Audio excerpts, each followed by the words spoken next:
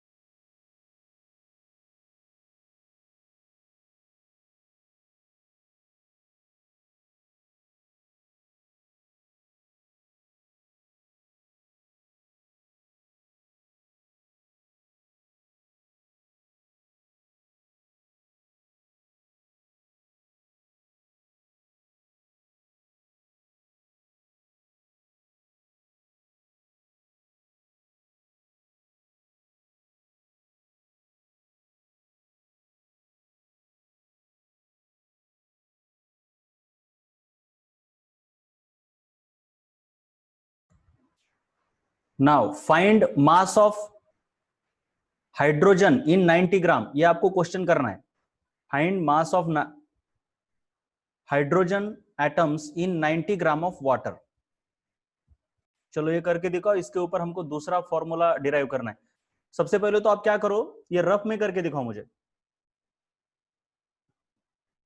Find mass of 90 hydrogen in 90 gram of water. मैं question लिख देता हूं, चलो मैं बताता हूं। एक मैं बता रहा हूं, आप कैसे मास निकालते हो। देखो H2O है, राइट। इसका 1 मोल कंसिडर करो,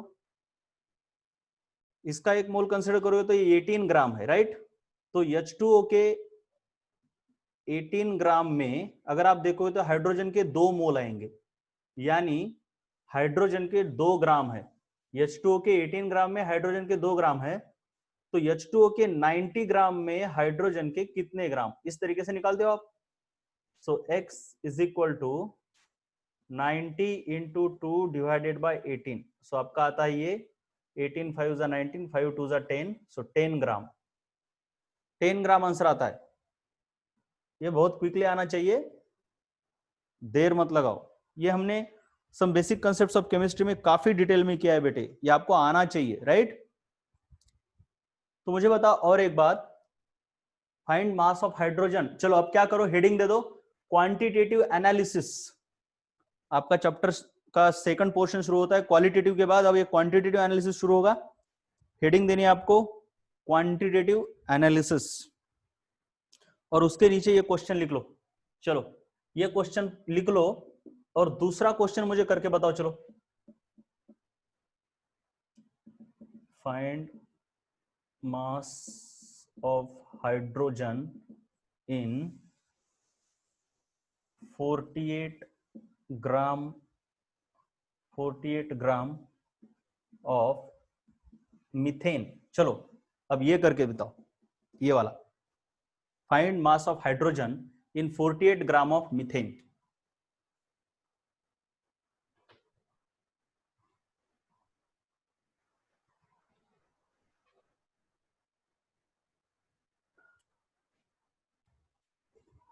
पिछली तरह ही जैसे मैंने पीछे बताया था 48 ग्राम। अब आपको पता है ये मीथेन है, मीथेन इसका होता है 12 और ये 4 लोग, मतलब 4 टोटल मिला के हो गए 16। सो मीथेन में 16 ग्राम के पीछे, अगर मीथेन 16 ग्राम है तो उसमें हाइड्रोजन है 4 ग्राम बेटे, राइट। हाइड्रोजन है 4 ग्राम, राइट। तो सिंपल सी बात है 48 ग्राम अगर मीथेन लोगे तो उसमें हाइड्रोजन कितना होगा, बस आपको ये निकालना है। क्रॉस मल्टीप्लिकेशन करो इन दोनों का, 4 इंटू 48 डिवाइडेड बाई 16, 16 3 जा 48, 3 4 जा 12, सो आपका आता है 12 ग्राम। चीयर्स टू ऑल दोज जिनका ये 4 ग्राम आया है। अब मैं आपको थोड़ा सा इसके ऊपर एक फॉर्मूला बता रहा हूं, फॉर्मूला मैं बता रहा हूं, राइट। तो आपने ये क्या किया, देखो इसको क्या किया, देखिए आपने मास ऑफ हाइड्रोजन किस तरीके से निकाला, यहां पे लिख रहा हूं मैं। Mass of hydrogen is equal to, आपने ऊपर क्या लिखा 4 मल्टीप्लाइड बाय 48 डिवाइडेड बाय 16।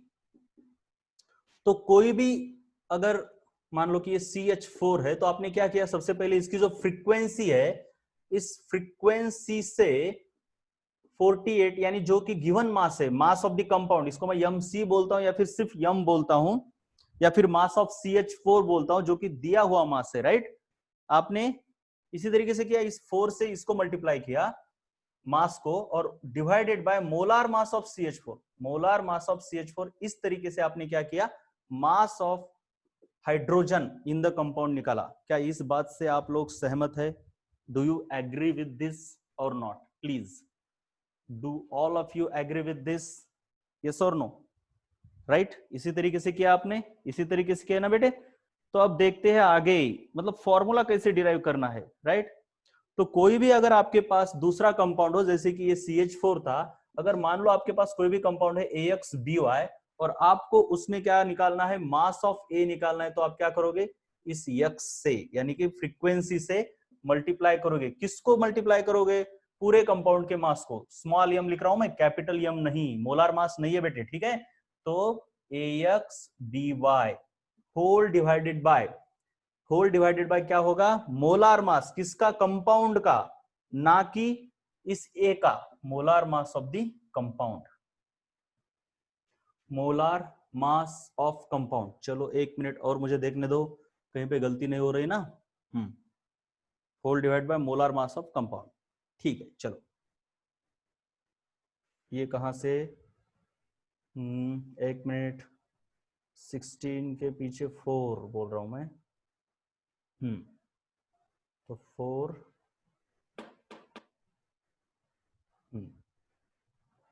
नहीं, यहाँ पे और एक आएगा, यहाँ पे हाइड्रोजन का 1 है, इसलिए कुछ हुआ नहीं, कोई प्रॉब्लम हुआ नहीं, कुछ प्रॉब्लम हुआ नहीं। यहाँ पे और एक करना चाहिए हमको, और एक करना चाहिए।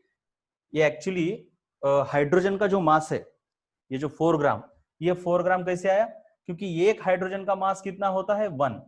तो हमने इसको कैसे किया, 4 ग्राम को 4 ग्राम मल्टीप्लाइड बाय 1 किया है, राइट। इसको भूलना नहीं, राइट। तो 4 इंटू यहाँ पे एक्चुअली 1 मल्टीप्लाइड बाय CH4, ये ऐसे आया है, ठीक है ना। ये बात समझ रही है क्या आपको? ये बात समझ रही है क्या? ये समझ में आ गई? ये 4 कैसे आया, मल्टीप्लाइड बाय 1 होना चाहिए ना? यस और नो बोलो एक बार। यस होना चाहिए ना, मल्टीप्लाइड बाय 1, जो कि मोलार मास ऑफ हाइड्रोजन है। मोलार मास ऑफ क्या है, हाइड्रोजन। तो यहां पे आपका ये आना चाहिए, this is the molar mass of hydrogen. मतलब क्या होना चाहिए, ये तो लेना ही है, लेकिन उससे पहले क्या लेना है, मोलार मास ऑफ ए का मास निकाल रहे हो तो molar mass of A multiplied bye इसका पूरे का मास। मास इसका मोलार मास है, लेकिन इसका मास है बेटे, कहां पे क्या है देख लो, और नीचे है molar mass of whole compound. So ये फॉर्मूला बहुत इंपॉर्टेंट है, इसके ऊपर हम काफी सारी चीजें करने वाले हैं, राइट। काफी सारी चीजें करने वाले हैं। तो आप हेडिंग लगाओ, हेडिंग क्या लगाते हो, find, sorry, qualitative analysis, qualitative analysis.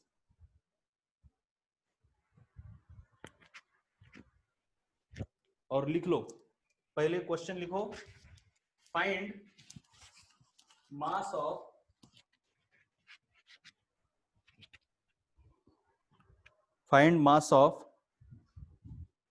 Hydrogen in 90 gram of water. Find mass of hydrogen in 90 gram of water. और उसका आंसर यहां लिख दो, ये इस तरीके से। चलो इसको लिख दो आप answer.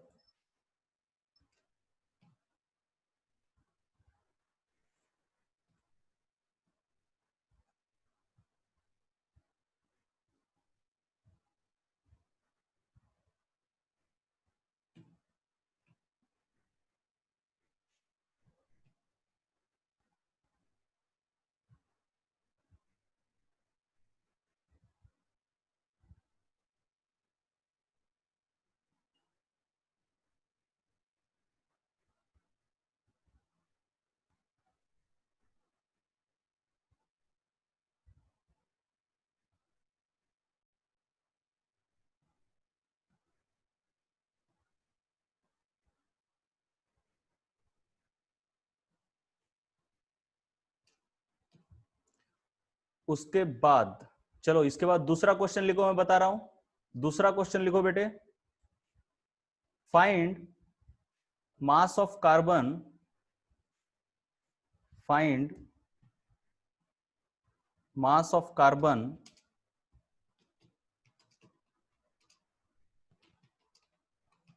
in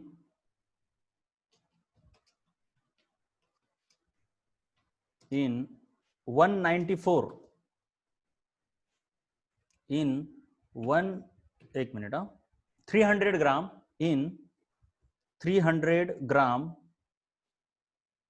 in 300 gram of C5H6O8 C5H6O8. Find mass of carbon atoms in 300 gram of C5H6O8 और उसका आंसर लिखो इस तरीके से। ये रहा इधर, 1 मिनट, चलो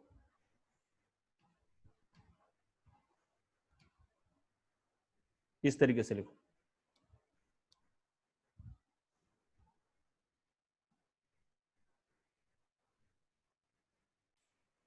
लिखो इसे। ये फॉर्मूला बहुत इंपॉर्टेंट है, याद रखना। इसको हम बार बार इसके आगे यूज करने वाले हैं, बार बार।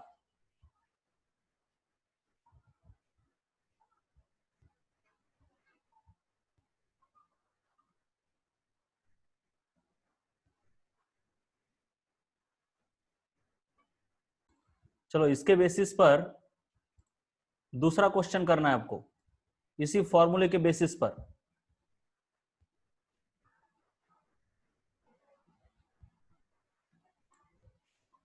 चलो question, find the mass of hydrogen in 50 gram of ethane C2H6। Find the mass of hydrogen in 50 gram of ethane. इसी फॉर्मूले का यूज करना है और कुछ नहीं करना है।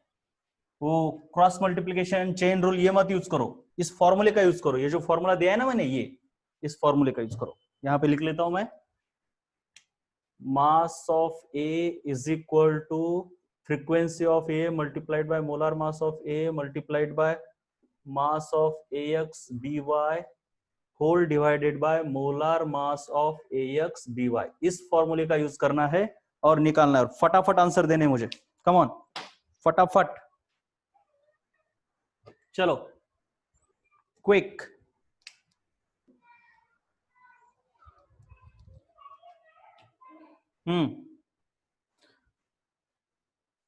आपको क्या दिया है? Find the mass, find the mass,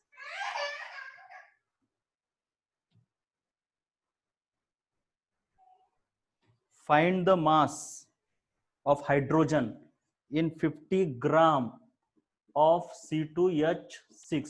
मतलब ये है आपका एटम, ये है पूरा कंपाउंड। ये जो मास दिया है कंपाउंड का दिया है, तो सिंपल है, mass of hydrogen is equal to x.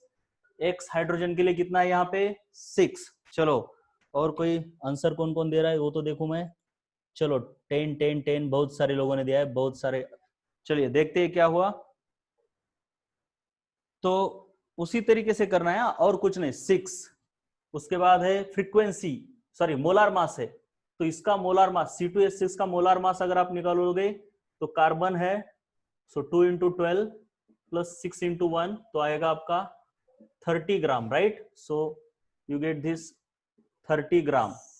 Molar mass of ये हो गया। उसके बाद है mass of the compound, mass of the unknown compound या फिर ऑर्गेनिक कंपाउंड, क्योंकि हमारे इसमें ना अननोन कंपाउंड बहुत बार आने वाला है, इसलिए अननोन कंपाउंड आ रहा है मेरे मुंह में। तो 50 gram is the mass of this whole thing, so this is the 50 gram and divided by molar mass of AX/BY। Okay, यहाँ पे क्या गलती हो गई? यहाँ पे ना मोलार मास ए का चाहिए, ए का यानी कार्बन का, क्योंकि हमको mass of carbon find out करना है बेटे। तो ये तो मोलार मास किसका हो गया? पूरा AX/BY का हो गया, जिसको नीचे होना चाहिए, राइट? ऊपर का जो मोलार मास है ना, ये वाला मोलार मास किसका होना चाहिए? इस कार्बन का होना चाहिए, जो कि है 12। तो इस तरीके से आपका आंसर आना चाहिए। इस तरीके से ये कैंसिल हो गया, 3 4 12। 4 5 जा 20, 26 जा 120 ग्राम, राइट। ओ नहीं, ऐसे कैसे हो गया, ऐसे तो नहीं हो सकता। हमको मास ऑफ किसका निकालना है, सबसे पहले तो देखो हाइड्रोजन का निकालना है, वो एक गलती हो गई, कार्बन का निकाल दिया, और फिर भी चलो यार इसको थोड़ा पूरा गलती हो गई, सॉरी। सबसे पहले तो मास ऑफ हाइड्रोजन निकालना है, राइट। अब धीरे से फ्रीक्वेंसी, हाइड्रोजन की फ्रीक्वेंसी कितनी है 6, उसके बाद मोलार मास ए का, यानी हाइड्रोजन का मोलार मास कितना होता है 1, उसके बाद मास किसका, कंपाउंड का, इस कंपाउंड का मास कितना है 50 ग्राम, डिवाइडेड बाय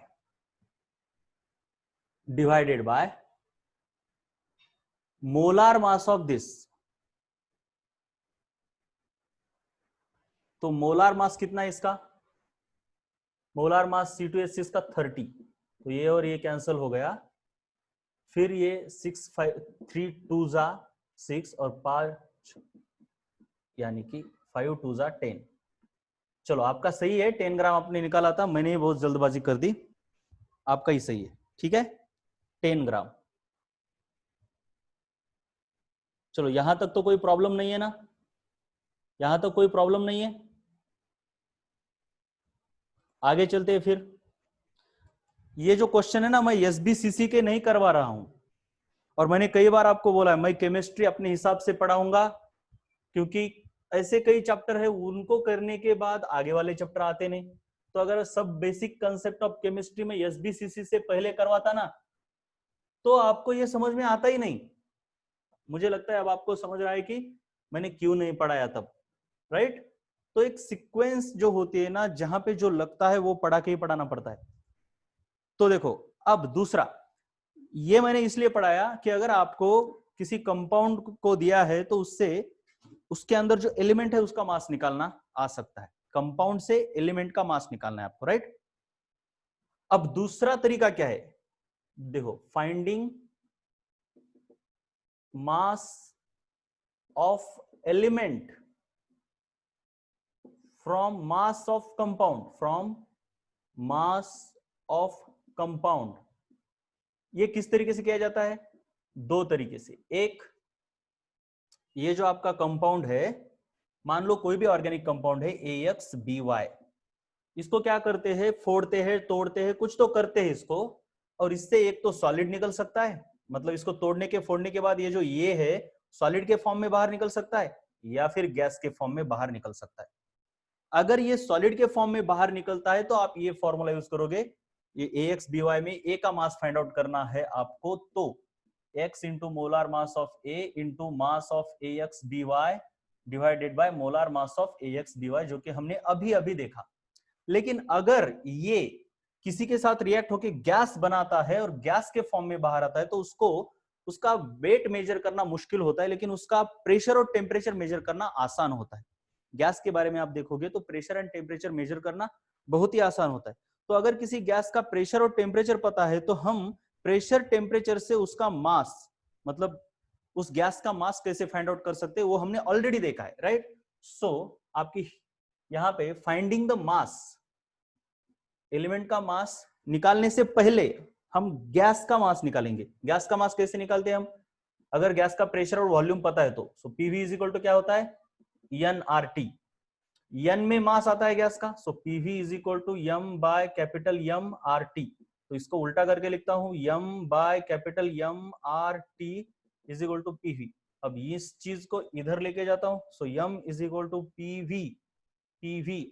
ये M डिवीजन में है, इधर आएगा मल्टीप्लीकेशन में, ये RT मल्टीप्लीकेशन में नीचे आएगा। सो इस तरीके से अगर हमें गैस का प्रेशर और टेम्परेचर पता है तो हम गैस का मास निकाल सकते हैं, और उसका मोलार, मतलब सब कुछ पता है तो हम गैस का मास निकाल सकते हैं। ये मुझे बताना है, क्या आपको गैस का मास किस तरीके से निकाला जाता है उसके प्रेशर टेम्परेचर से, ये पता चल गया, यस और नो, राइट। बहुत आसान है, कुछ भी नहीं इसमें। तो चलो लिख लो, अभी लिख लो, उसके बाद इसको लिखना है नीचे, ये वाला।